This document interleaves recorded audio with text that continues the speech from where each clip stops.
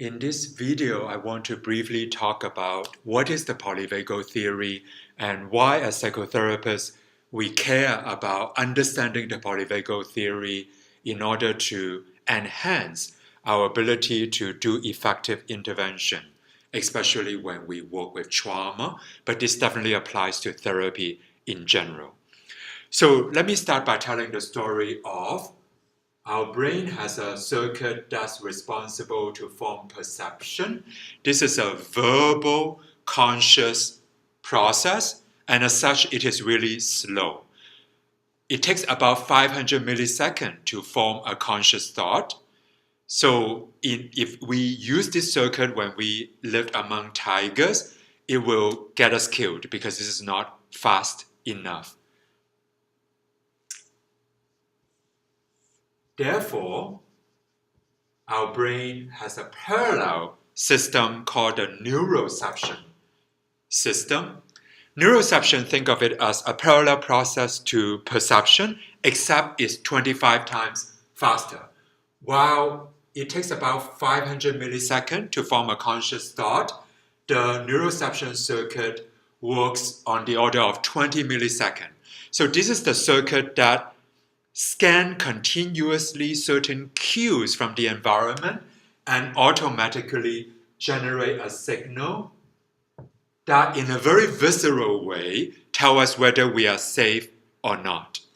If the neuroception circuit indicate we are basically safe, our brain turn on what is called the engagement circuit.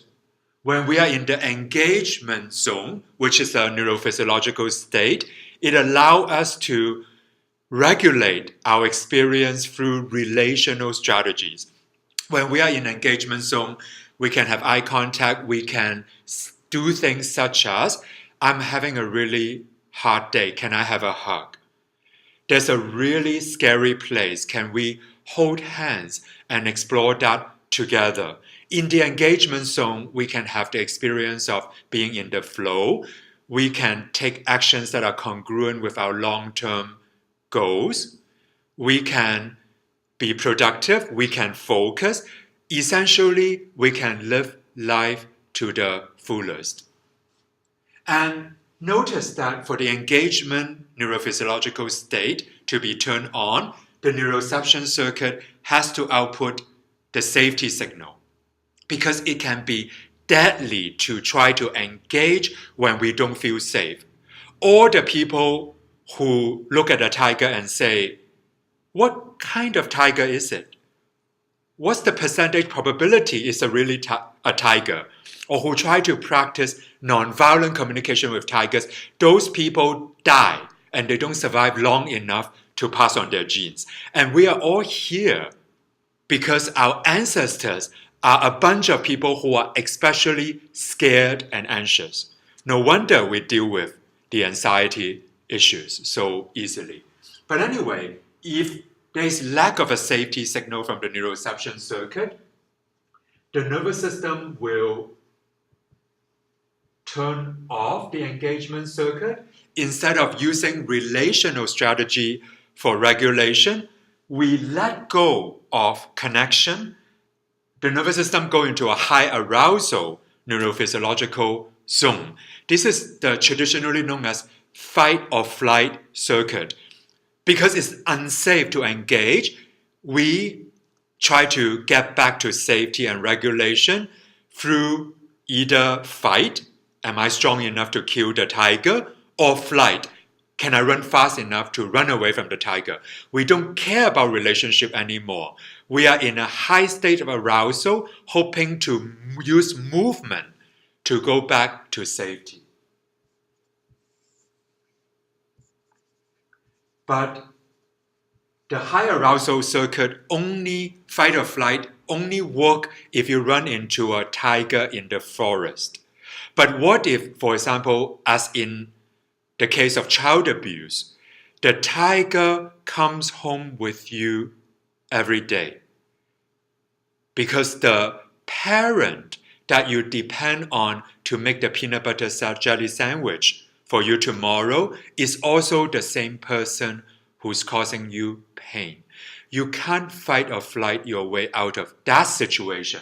So the nervous system drops all the way to a low arousal zone where it tries to go to freeze and shut down and collapse. And the survival value of the freeze and shut down is if I cannot engage back to safety using relational strategies, if I cannot use fight or flight to get back to safety, I'm running out of good option. So I'm really trying to hunker down and I'm trying to wait till the storm passes in order to conserve energy for when there's another opportunity to survive and escape the dangerous situation. So the low arousal circuit, the freeze and shut down, is a common place that our clients go to when the danger is from tiger that come home with them every single day. So if you understand, I just dropped my pen, by the way. So that's why I disappeared temporarily from the screen. If you track this neurophysiological state, you can put the DSM roughly into these polyvagal zones. For example, clients who are stuck in the fight or flight zone, they are people with OCD, generalized anxiety disorder, hypervigilance, conduct disorder, ADHD, because literally, why would their mind focus on one spot when there's danger and the tiger can attack anywhere? Right? And the clients who are stuck in the low arousal state in their nervous system exhibit symptoms such as catatonic depression, hypersomnia, they are withdrawing, they are isolating, schizoid personality disorder. Those are the symptoms of the low arousal state. As you can see, understanding the physiological state that the client get into can help us deeply understand their emotional and behavioral and relational experiences. And because this whole system is 25 times faster than conscious thought, is happening automatically. This whole system is not under the conscious control of the clients. So polyvagal theory is about understanding what's happening automatically in the nervous system and employ strategies to help the clients shift the zone that they are in to make possible the emotional, behavioral, cognitive, and relational experiences that happen much slower than this selection of the physiological zone.